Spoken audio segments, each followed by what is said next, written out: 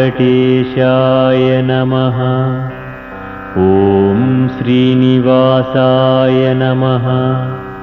ॐ लक्ष्मीपतये नमः।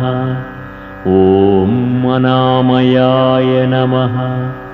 ॐ अमृतांशाय नमः। ॐ जगद्वन्द्याय नमः। ॐ गोविन्दाय नमः। ॐ शाश्वताय नमः। ॐ प्रभवे नमः।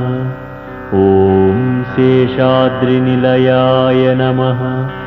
ॐ देवाय नमः। ॐ केशवाय नमः। ॐ मधुसूदना